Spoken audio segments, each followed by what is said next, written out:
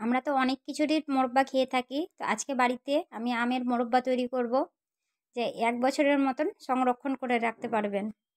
ফ্রিজে ভরার দরকার নেই, কাচের যেকোনো জারে রাখতে পারেন। আসসালামু আলাইকুম, রুমকি কিচেনে সব্বাইকে ওয়েলকাম।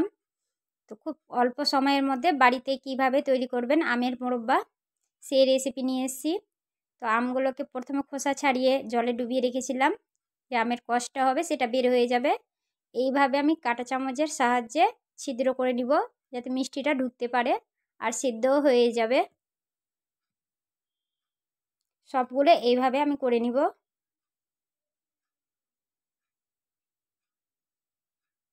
দেখেন সবগুলো করা হয়ে গেছে।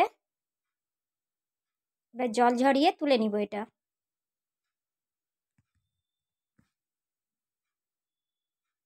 জলটা ফেলে দিব। চিনি দিব 1 কাপ মতো।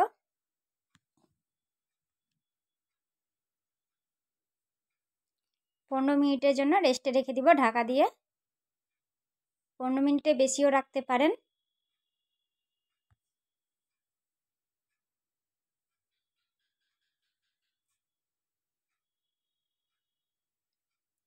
আমটা অনেকটাই নরম হয়ে গেছে।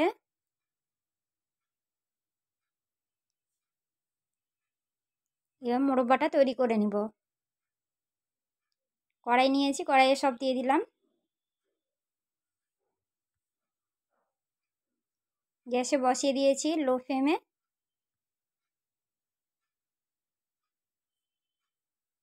গ্যাসের ফ্লেমটা একবারে লো রাখতে হবে। 1 ঘন্টা আমি এইভাবে লো হিটে রেখে দিব। মাঝে মধ্যে নেড়ে ছেড়ে দিব, যাতে আমটা ভালো মতো সিদ্ধ হয়ে যায়। উল্টে পাল্টে দিব।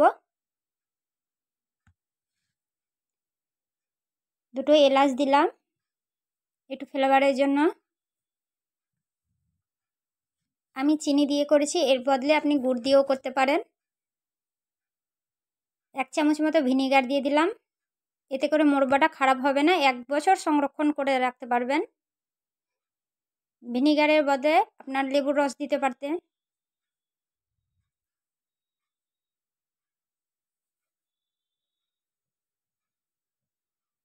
আরও 10 মিনিট রাখবো।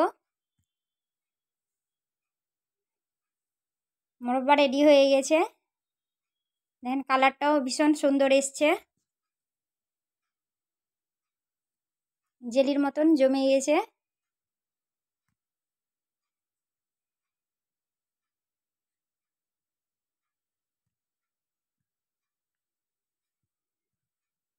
দেখা হবে পরের ভিডিওতে। আজকের ভিডিও এই পর্যন্তই।